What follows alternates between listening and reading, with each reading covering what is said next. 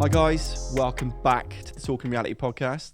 In today's episode, we are discussing the recent Channel 4 documentary, The Jeremy Kyle Show, Death on Daytime TV. Now, before we start, I think we need to address the elephant in the room. Michael, that tracksuit, talk me through it. Well, this was a purchase before I went on holiday to LA about 3 years ago now. Inspired by Bruce Lee, Enter the Dragon. It looks more bananas in pajamas to me, mate. But well, call it what you like, man. It takes a certain athlete to fill it. Athlete, and just for our Spotify listeners and Google Podcast listeners, Michael is wearing a fluorescent yellow with a black stripe tracksuit, and I'm dressed in a nice, smart Primark suit. Primani. Now, there is a reason for this contrast, isn't there? Yeah, really, it's to illustrate the sort of imagery and judgment. So when we see people, we immediately judge them on appearance and what they're wearing, and that was evident in the Jeremy Kyle Show, wasn't it? Well, he was stood there in his blue power suit, and then it's almost like when he put that suit on, there was this idea that he could almost speak to people however he liked, and there was this idea that he was above people. Yeah, it creates a hierarchy, doesn't it? Absolutely. And that's how those people would have felt as well. Yeah, for sure, man. It's like, I don't know. I suppose then, if he'd gone onto the show though, wearing a tracksuit, would it have been? Would people have took it serious? No. So I guess he kind of had to dress for the occasion. He was the authority figure. This was his show. It was his name on the wall, and he's the one telling these people, like, your life's a mess because of X, Y, and Z. So I guess it all collectively come together. So it's fit for purpose, wasn't it? Absolutely, man. And I think one of the issues that we want to kind of tread away with this podcast episode is that we don't want to make Jeremy Kyle a scapegoat, because you've almost become part of the problem then. You're not part of the solution. Yeah. Because there's just that whole element of judgment. You know, and one man can't be the reason for the whole culture. Absolutely not. I think it's a whole. I think that show, unfortunately, is quite a fair representation of society as a whole. Would you agree? Yeah. There's certainly stigmas they've honed in on. There's one type of audience that they typically go for. Well, I think everyone, although you'd say, it was the working class on there and the working class watching it. I mean, the problems that they had are applicable to everyone. Well, absolutely. Yeah. I mean, let's start by, how did these people end up on that show? So, from my understanding and listening to the interviews that I have from the staff members who worked on the show, majority of the guests, we'll call them guests. I think guest is quite a generous word for how they were actually treated, but majority of them actually applied to go on the show. Now, the idea of somebody applying to go on a show, which essentially is, has been described as, what was it, bear baiting by a judge, the bear baiting of people. Yeah. When there was a show, wasn't there, when a guest headbutted another guest. But he was just being prodded and poked throughout. I mean, he's interviewed in the documentary, isn't he? And he talks about what the staff members were like backstage before he went on to the actual stage. And he basically says that they were like prodding him. And this guy that he headbutted was sleeping with his wife. I don't know if I'd imagine they were still married then. And the idea that you get a married man, and obviously his wife's now sleeping with somebody else, and then you get them on stage, but you hype him up before he gets on there, and you think that that's not going to create some really negative fireworks. And of course, as TV, they want those fireworks. But would you see that from someone in the upper class? No, I don't. Like I said, the whole show and the demographic it was aimed towards was working class, and there is such thing, well, they call it underclass, don't they, in sociology, which is people that aren't working but they're sort of claiming benefits, right? That was the target market, right? So you've got those people going on the show, they have the same sort of problems as the middle class, but it's aired in a way that it comes across as if this is, you know, lower living problem. Well, it's almost like, they're suggesting because they got things like addiction, you know, which can be applicable to anyone, relationship problems, sort of domestic stuff in the household. Like, no one, doesn't matter what class you're from, is immune to any of those problems, are they?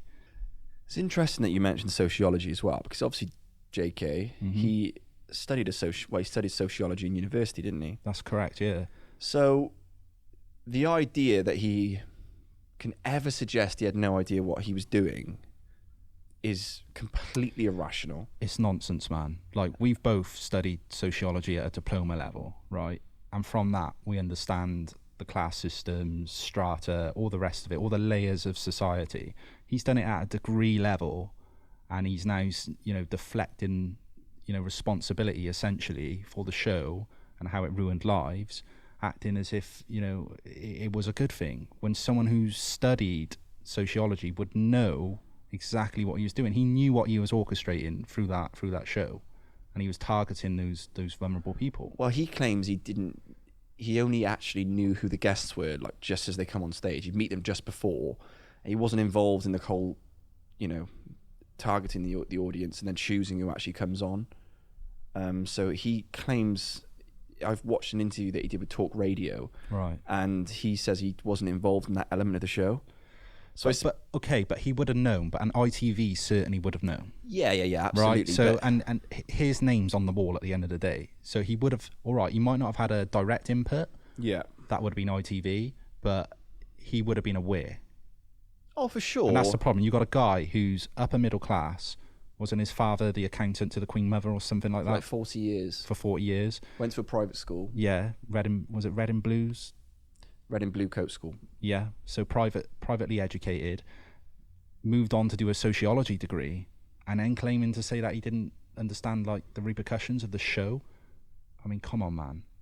I just think one of the things for me is that when you look deep into it, you know, the idea was they wanted to help people. Yeah. And, you know, the arguments they gave whilst they were during the inquest was that, you know, people applied to come on the show. They were fans of the show. They were fans of Jeremy Kyle. Yeah, but that was ITV though, wasn't it? Yeah, but it becomes deeper than that. Like, what are they actually fans of? They're fans of making mockeries of people. Mm-hmm. And how much of it is really about helping people? Now, let's take an addict, for example, right? I don't think there's many forms of vulnerability in life. Well, many things more vulnerable, than addiction. You are at rock bottom. Yeah. If you're in very active addiction, you know, alcohol, drugs, whatever it may be. You know, Jeremy would have had some experience of that with his gambling addiction.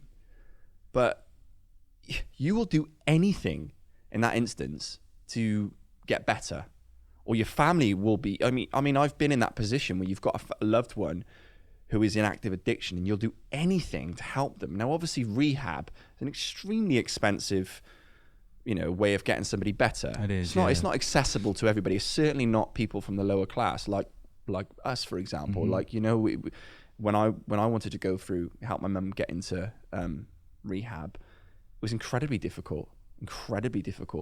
And so, of course, people are going to apply to go on a show if they think they can genuinely get help. So that, I think, and also you've got the same thing when it comes to lie detectors, right? If somebody's involved in a relationship where there's questions of cheating, you know, and there's other people involved in the relationship, and you think they can solve that through lie detectors, you know, of course that element of vulnerability is going to force people to apply for a show like that, because they think it's going to fix their problems, when actually it heightens them. I think two things there. The first thing, that was the idea. I think that's how we get the guests through the door. We offer them the free rehab treatment, which again had its own problems, because if you watch the documentary, you'll see that when the guests were backstage, the producers would rile up the guests and say, you got to go on there and you got to perform, because we have 5 other people that want this spot on the rehab. As you said, rehab is expensive, right? So most of these people that went on the show couldn't afford it without having it for free, right? So they would rile those guests up, and make them exaggerate the problems, which of course is going to cause them like even more mental strain, right? And maybe psychological problems after, because they've exaggerated their problem to the whole nation. And then also they were like offering free DNA tests, which again are expensive. Okay, so these were the sort of tokens, if you like, that they were selling, and the reason that people would then come to the show. And also, like you said, there was an element of fame as well, wasn't there? Well, you certainly, and I think there was a really sad example again in the documentary, wasn't there, with that lady who took her own life. And I think her neighbours had seen her briefly before she was going on the show, and she was wandering down by their house, singing, wasn't she? And she was very happy, and they were like, "Why are you so happy?" And she was kind of ecstatic about the idea of going on the Jeremy Kyle show, chasing some sort of fame. And sadly, afterwards, her relationship broke down, and she ended up taking her own life. So, that element of chasing fame, like the very suggestion that the Jeremy Kyle show did not exploit vulnerable people is completely irrational. And I think that's what saddens me more than anything in the aftermath of it, is that you see so many people who are involved in the show who just want to excuse the behavior. And it's like you can forgive somebody when you see that something's gone wrong, but they hold themselves accountable for it, and they sit there and say, do you know what? We've learned something from that. It was wrong. But when you just sit there and try and excuse it and just be like, no, our purpose was to help people. The show didn't do anything wrong. That was that one episode where somebody took their own life was really unfortunate, but actually the purpose of the show was to help people. It's just an absolute load, from my perspective, a load of waffle. I would agree. Like I said, with Jeremy Kyle's background, he's not an idiot, right? He's got a sociology degree, and even the producers on that documentary said that he was very good at reading people, right? So you can see that. He could read your insecurities, and then he'd play on that. So he would rile up the guests, yeah? So he would get... And also he would have been aware that these guests, a lot of them weren't very educated, and a lot of them struggle to articulate themselves well. So if he's riling them up, he knows the triggers. They then go on stage and go off like a grenade, right? Because they can't articulate themselves. So when he's hammering them, because that was the structure, wasn't it? He'd bring you on, he'd sort of be nice to you once you're on stage. Then he'd get into the issue, whether it's a relationship thing, a problem with like who's having the child or whatever, and then you start digging in onto your insecurities and riling that individual up. They weren't able to give like coherent replies back, so a lot of the time they would act with aggression. And then they had, was it Big Steve, the doorman? Steve. Yeah, Big Steve. He would come in then and sort of Jeremy's protection. Yeah, but Kyle would fire things at these people that he would not say without the security, and he just had a license to say what he wanted. If he heard that Steve was on the sick for the day, he'd be like, right, cancel filming. Yeah, probably. He would because he wouldn't have his protection for the day, and because when he had Steve and the other bodyguards, it kind of gave him a license to speak to people, and the suit as well. Yeah, I forgot my blazer, but when he had the suit on as well, it was almost like a power suit for him. It's like he thought, but it was I'm untouchable. Yeah, and it's the language he would use. He'd make people feel like they're the scum of the earth. And not only that, in addition to that, he would invite the audience to have their say as well. Now and again, he'd go to the audience with his microphone, and he would invite them to cast judgment on these people as well. And it's the irony that we're casting judgment on people for things we all do. Exactly, I can guarantee that almost everybody who watches and listens to our podcast has been touched by addiction in some way, or everyone who watches and listens to our podcast has been touched by, relationship problems in some way. Well, that's the thing. The irony of Jeremy Kyle extends further, because you've got a guy, right, who is educated, so he knows what he's doing. He knows how to manipulate people, and then he's actually doing the things that he's criticising his guests for. Like, he's been married 3 times and 2 divorces. He's now with his former nanny. He's had gambling addictions. So he's actually judging people on some of the things that have been applicable to him as well. And it's like it's just hypocritical. He sits on this moral high ground. Yeah, as he if did. he's judge, jury, and executioner at everybody's trial. Mm-hmm. And then he uses the audience to support him. But, I sit here and say this like we didn't all watch it. Like, I know as a youngster I watched it, but I watched it because my mum watched it, and probably there was elements my mum watched it because she'd see other addicts and think and there'd be some element of relatability to that. And, I think there has to be a really significant lesson come from that show. I'm not sure people have learnt it yet, myself included. But, that whole element of just exploiting vulnerable people for our own gain. The show was for entertainment. Yeah, there's no getting around that. That's why people watched it. People loved the drama. And I think Jeremy Kyle, perhaps, when he started the show, perhaps he was a bit naive to think that the character, let's just say he's playing a character, because if you ask, his radio host, he says he's a lovely guy. So let's just assume, all right, he was playing a character, but he completely let that character take over him. And you could see that because he enjoyed riling up the guests. He enjoyed doing the back and forth. He enjoyed going, to the, say there was a couple on there.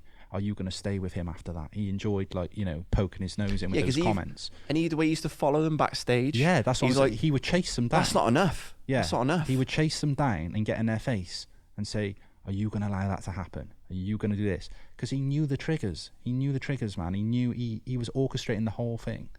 He knew how to get them, to lose their rag, and then he had the security there to, de-escalate things if it got physical. Exactly that. And I think there was parts in the documentary, wasn't it? There was obviously four actors that were the voices of people who worked on the show, weren't they? And they talked about how the majority of the people that worked on the show were actually working class.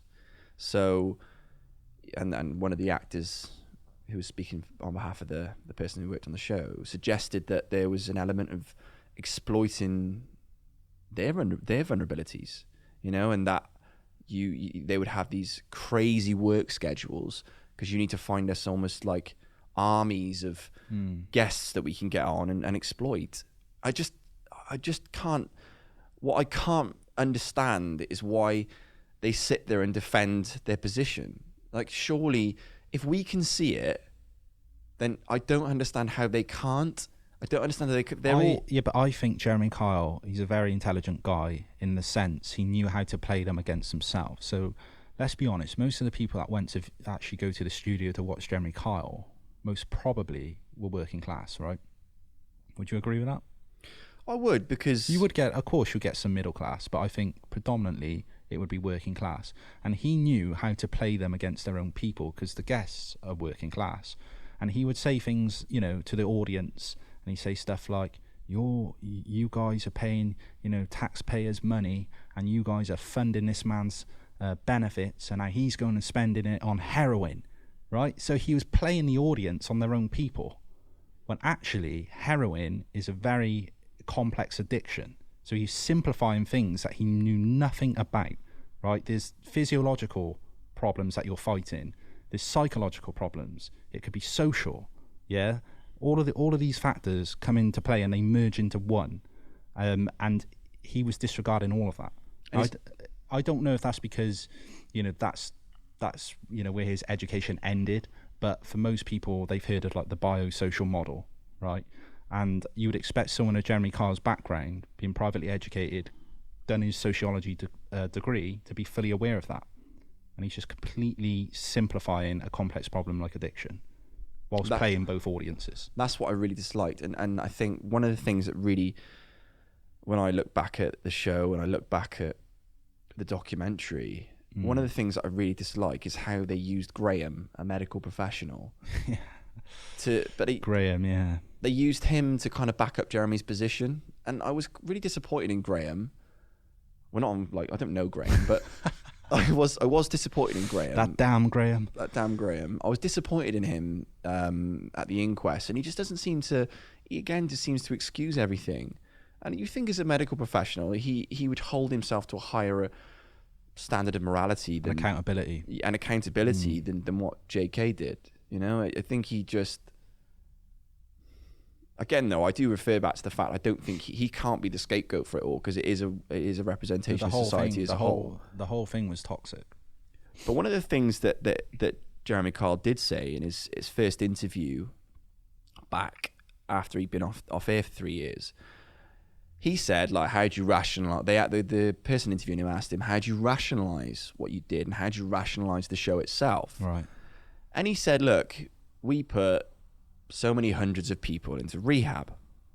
Now you can understand that from his perspective. He's probably thinking, we're doing a positive thing here. That's one way where he can sit there and I can sleep easy at night because I know I'm doing a good thing. Yeah. But the problem is, most people would just take that at face value. Okay, now I can give a personal perspective on why I don't buy that story. Okay. So my mum went to the rehab that Jeremy would send some of the guests to. I don't know if all the guests went there, but they would send some of the guests to. Now, my mum went to this rehab, as I say. She spent, I think, 6 months there, and then relapsed the same day she came out. Now, that's not, I'm not slating the rehab for that specifically, because there's so many, like you said, it's a complex problem, very complex, okay? But when I went to pick her up from this rehab, I drove down, I was very skeptical and nervous, right? I was praying that she was going to be better, okay? So I get to the rehab, I walk through the car park, I look to the side and see where the guests actually stay. And it was awful. The building looked like it was falling down. I went in there and it was dirty. It was just awful. The idea that people were paying tens of thousands of pounds and the people were living in there was crazy to me. Then I get to the place where, they have a hallway where they have a lot of the meetings and things, and the staff work upstairs. And I see the CEO or the director, the man who owns the rehab, I see his car outside. He's got a brand new Bentley. Right. Private license plate. And I go upstairs and see the guy, and he looks like $1 million. And I'm just questioning, where's this money going? Now, I can't blame the rehab for my mum coming out and relapsing. Absolutely not. Again, that's a very complex thing. But when you look at, again, then I went through reviews and I spoke to other guests, and my mum's experience, which is a very negative one, appalling one to be honest, was very similar to other guests. They all said the same things in terms of the way we're treated is awful, right? And it's all about money here. And the idea that ITV and the Jeremy Kyle show would not have done due diligence on that rehab before sending people there is crazy. So you have to ask yourself, how much of that is for show that we're sending people to rehab? And how much of it is real? And that's the problem. Sometimes we take things at face value. You got this man in his nice blue suit, sending people away in this nice taxi, he's off to have his life changed. How many of those stories were actual successful ones? I don't know. But, unless you go out there and find the guests and interview them on an individual level, very difficult. I mean, I know that there was one guest on the documentary who had lost her life, unfortunately, after getting better. But I just think when I look at that, it just makes me question if they're sending people to, at least some of the guests, to a rehab which is run in that way, what else is going on behind the scenes? Well, I think the whole idea of bringing Graham on towards the end of the show is to smooth out and iron those things out, right? So he's just been horrendous to his guests. Good cop, bad cop. Yeah, he's broke them down, and then he sort of builds them up subtly into Graham, and then Graham's this guy, and he's quite likeable, isn't he? He's a likeable character. Yeah, he seemed intelligent and knew what he was talking about. Exactly. That. And then it's Graham sort of mops up the destruction that Jeremy's just caused on the stage, and that was the structure of the show. And you'd see that every day. It was on TV every day, wasn't it? Yeah, man. It was like you said, he was filming 4 episodes a day, so very often. And the other problem is when you've got someone on TV that frequently, they almost become a popular icon. Well, it was huge, man. It was, yeah, and everyone had heard of it, even if they hadn't watched it, right? I think most people at least seen a couple of episodes, yeah, for sure. But the issue with that was you've built up this culture now of it's okay to mock vulnerable people. It's okay to mock lower working class people or underclass people. And then off the back of that, you've got, comedy. Like Little Britain used to mock it with the character Vicky Pollard in a tracksuit, not articulate. A little bit like your tracksuit, to be fair. I think this is probably a little bit nicer, but yeah, carry on. Not that dissimilar, though, is it? I'm sure she had a Kappa one. All right. But yeah, so they were mocking the the underclass and the working class, and then you had Benefit Street, like shows like that. So it became an entertainment. And can't pay will take it away. Yeah, so it became entertaining to watch people in their adversity. And it's multifaceted why people do that. I think there's an element where people like to watch people who are struggling in life because it makes your struggles not seem as bad. Yeah. And I think that was one thing that the Jeremy Kyle show was definitely guilty of. Watching it and seeing people who've cheated. Now, I'd imagine there's a huge proportion of the people who watch it have cheated as well. But the idea that you can sit there and judge somebody on TV who's like going on there and Jeremy's like going after them, and the audience is like clapping him whenever he makes a joke about them, or clapping him whenever he's like, you're disgusting. Like, just the idea that you can sit there on your sofa and judge that person for something a lot of people have done themselves. But it makes the viewer feel better about their life. That's what hooks them on it. It's a distraction, isn't it? It's escapism. Yeah.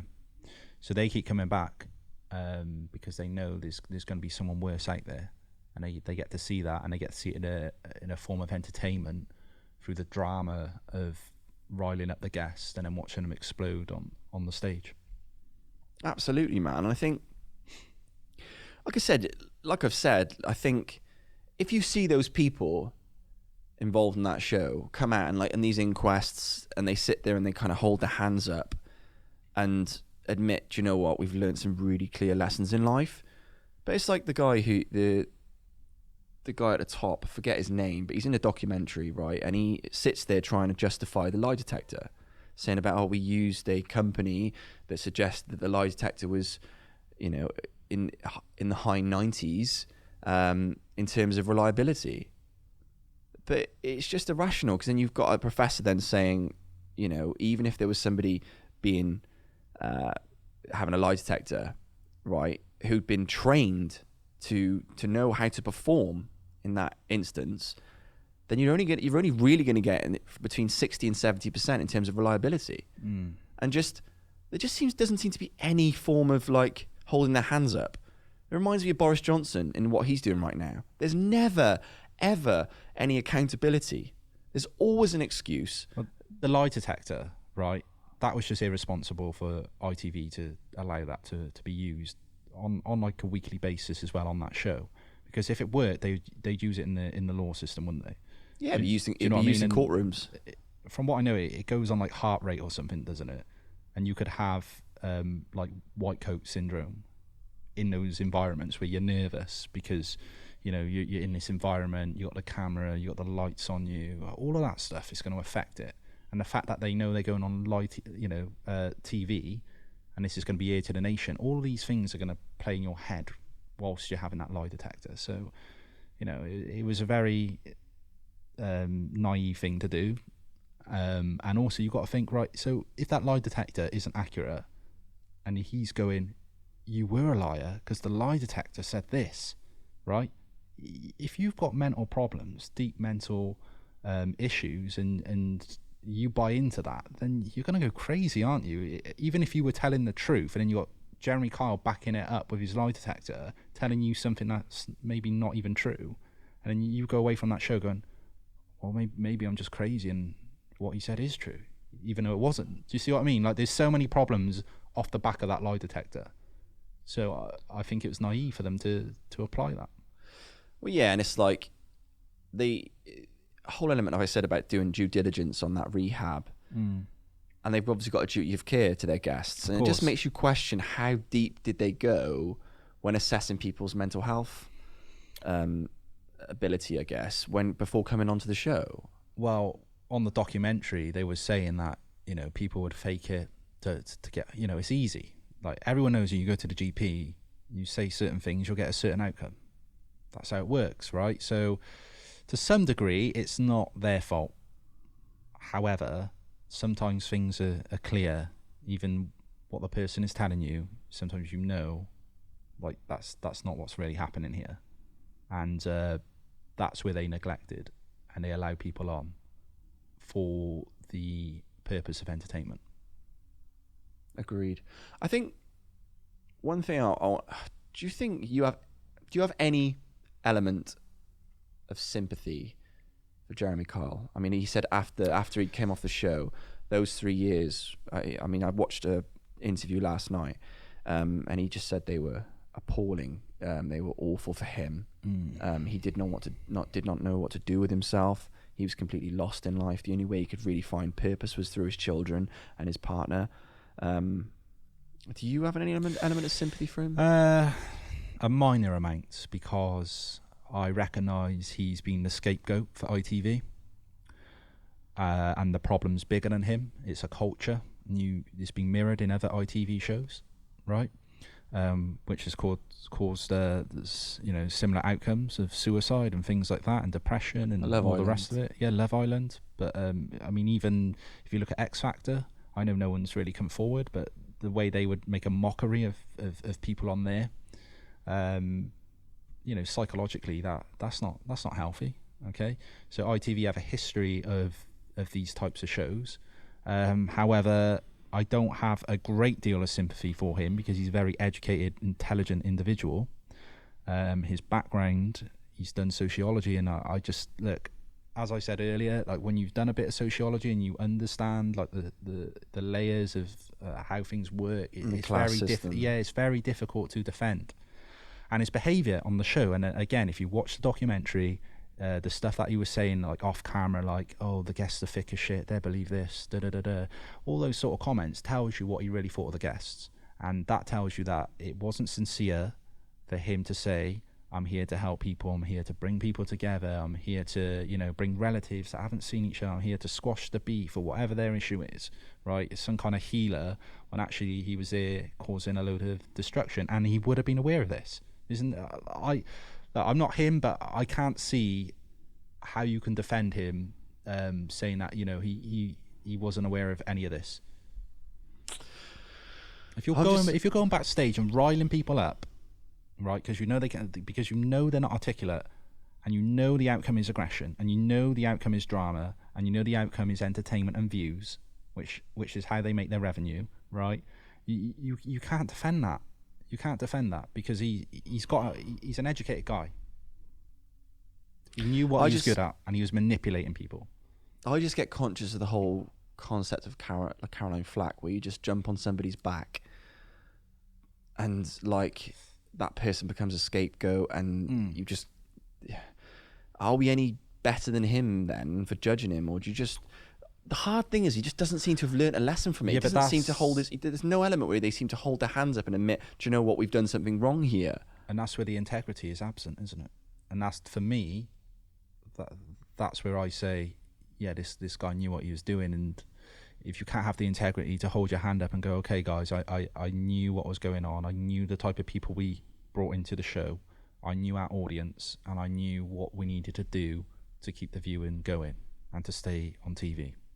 And if he said all that, then I could give some sympathy and a bit of respect. You give him to some credibility then, don't you? Yeah, but like, to say, that he's just saying like it's a load of nonsense, and the idea of the show was to help people is pure waffle, isn't it? It's rubbish. Well, it's also, you talk about how it's bigger than him. So like ITV, and then all the big channels, Channel 4, BBC One, all the channels, right? There was that show, wasn't there, a documentary on the class system, social class, and people who work in TV. In TV, yeah. And there was a stat in that people who work in TV, especially in the higher positions, they're twice as likely to have been educated at private school. Mm-hmm. And it just makes you think, that misrepresentation of society within these buildings, how much of an impact is it having on these shows? You know, we talked about Little Britain, Benefit Street, Can't Pay Will Take It Away, Jeremy Kyle. Like, how much of, you know, that element of, there's always this element that people are believed to be better. You know, they're smarter. You know, they can achieve more if they're privately educated. You know, how much of that plays into a show like this? Well, I think it all feeds into the narrative, man, because you've got Jeremy Kyle, who's very educated, and he's using uneducated people or people with limited education as puppets on strings, and he's able to manipulate them and get them to behave however he wants for viewership, right? And he's a classic example of it, and he knows that. And the comments he was making off camera, you know, like calling them stupid and stuff, so he was fully aware of his market and how he could manipulate them. And the producer, you know, his own producer saying he was very good at reading people, and he knew how to get them to do what he wanted them to do. Prey on your insecurities. And that was his, not just the guests, but his own staff, his own workforce as well, the people around him. So it's kind of, it's a class problem as well, isn't it? You know, like when you, like, I saw a study on like GP, so it's slightly different, but basically it was like, if a middle class person visits their GP and a working class person visits their GP, is the consultation any different, and is the outcome different? And they found that, like, the middle class people get spoken to differently because it's an assumption that they're educated, whereas the working class people they don't get that. So it kind of plays into that, where, like, he's the educated guy, he's got an uneducated audience and people on the stage, and whatever he says, these people are going to go, oh, it must be right, because he's the educated guy, he's the guy in the suit. Do you see what I mean? So yeah, I totally agree. And I think when I watch back now and on some of the footage in that documentary, it's really sad how, like, it's like almost like they had a whole country under illusion. Yeah, they did, Yeah. because people watching it thought, well, no, this is just entertainment. And that shows the level of power that and influence that Kyle had. That's why I said he was like a popular icon at one point, because he had so much power and influence, and people just, they didn't see the exploitation. They just saw it as entertainment. And that's why I said he knew how to work the working class, like talking about taxes, talking about this and that. And he would get the audience, like, he would drop a line, right? He would say something about the guest, and it was always around addiction. It was always around the taxes. Divide and conquer. Yeah, it's divide and conquer, and then the audience would, like, clap and, like, yeah, like, agreeing with him, and he fed off that, and then that would give him the energy then to give more and more and more. And I think that the character, that if he was playing a character, just swallowed him in the end. He was just like basically a mini-me of Jerry Springer, wasn't he? He was talking about in this interview again on Talk Radio about how when he was in a service station, and he walked out of the service station, and he just said there was hundreds of people going Jazza. But he loved that. And like he just had people under complete illusion. Yeah, and if you watch it back now, and his behaviour and his mannerisms and the way he spoke to people, the way he'd get in people's faces, the way he'd stand there in his suit, it just stinks of narcissism, doesn't it? Oh, it reeks of narcissism, man. Does, man. I think he's an out and out narcissist, to be honest. And do you know what? Narcissism can be a positive thing in certain areas of life. You know, it's not all bad. Yeah. But like an out and out narcissist like that on a show where you're supposed to be helping people is a recipe for disaster. And I think that's why you see the outcomes we've seen. You know, multiple suicides. Even the woman in the productions was she as a producer? Yeah, one of the producers killed herself. She took her own. I'm not sure. Yeah, it didn't say it was directly because of the show, but you obviously that must have played some form of a. Well, she would have lost her job, and then, you know, these stories then come out as a result, and documentaries on what happened, and then it would have gave her time to reflect. And she, again, we don't know what was going through her head, but there's a high chance of, upon reflection, that took her over the edge. And yeah, and ultimately she lost her life. And there's multiple guests who've lost their lives. I was astounded by the fact that that lady had taken her own life, and there was Never seemed to be any mention of that in the papers or anything until this documentary. I find that bizarre. But I think one of the things that saddens me about the documentary and even this conversation is that it just doesn't seem to be any lessons learned. We still watch those programs as a nation. We still love to watch people at the bottom of society, you know, in terms of the class system. Yeah. We love to watch them, and it's like this element of escapism, and I just think it's really sad, especially for young people. Like, how negative is that, and how toxic is that to grow up? Just, especially if you are working class, you know, like, it just... Not only that, but it's the irony of, like, he wasn't from that world. And that's a really good point, actually. Like, he wasn't from that world. He's privately educated, you know, his family have connections with the royals, and obviously come from some level of wealth to be funding that private school tuition. And then you've got him trying to tell you from a lower class background what your life should look like. Get a job. How many times did he say that? Constantly. Yeah, exactly. So and he wasn't even from that background, so it's that kind of made it a lot worse, didn't it? I think so, man. I think there's elements of desperation for some people in those positions, and I think the element that he can suggest that he understands what those people are going through, you can't understand that. You know, you can't appreciate what it's like to have those money struggles. You can't appreciate what it's like to, you know, going through an addiction, even a gambling addiction. It's very different when you come from the background he comes from in comparison to the background where somebody's not got a support system. I don't know how much support he had after that, but, you know, you just look at how he's lived his life, and you look at him now back on the radio. It doesn't seem to be any... Yeah, I know he lost those 3 years, but, you know, he's been able to bounce back.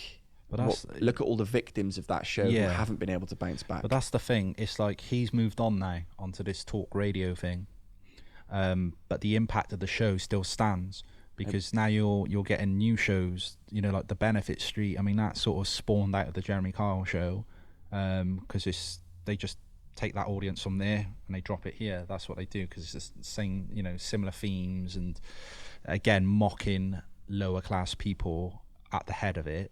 And all of that, like, validation, it's okay to mock people at the bottom. A lot of that has come from the back of that show, really, because people found it so entertaining and they found it amusing.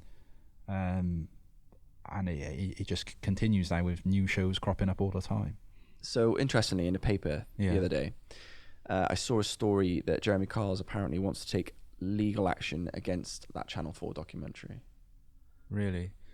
So he's not taking accountability then, is he? Absolutely. He's saying this is nonsense. Is that what he's saying? Well, basically what it said in there is that there's lots of things within the show that aren't verifiable, and it's done in a way which has made him look almost evil, I think, and basically suggesting that, again, that there's no accountability, and he doesn't seem to hold his hands up in any way, shape or form. And I think he says, doesn't he, that he's not going to comment on the death of Steve Diamond until after all the legal inquests are finished. Yeah.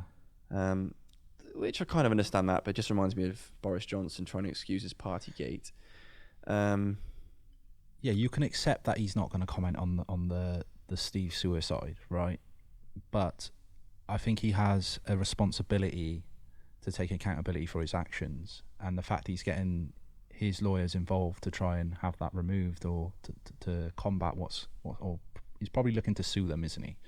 Right, for slandering the show and himself. But if you watch the documentary, the evidence is all there, and the words that come out of Jeremy Kyle's mouth and the language he would use, it's all there, and I don't think you can really defend that. I just don't, and I think the best thing he can do now is try and take some accountability for this, because the impact goes further than this show will ever go. Do you know what I mean? And it's affected so many people in a negative way that he has to show some accountability instead of deflecting it, because that's what he's doing on his talk show now, isn't it? The talk radio. People have like rang in and asked him questions, and his bog standard answer is, "Oh, I don't discuss it. Don't discuss it. Don't discuss it." The bottom line is, right? He's moved on to a talk radio show. He's still getting paid a lot of money.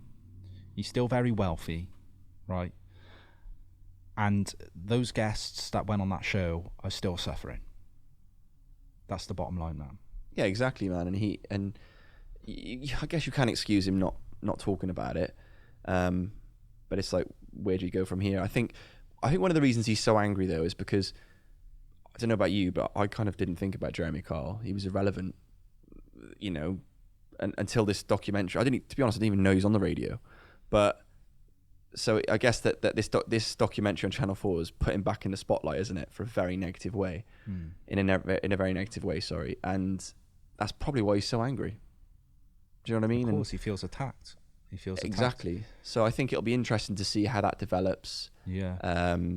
Whether or not he does take legal action, and also just interesting to see how that inquest develops. And I think we'll have to wait and see. I mean, I don't think there's going to be dramatic change.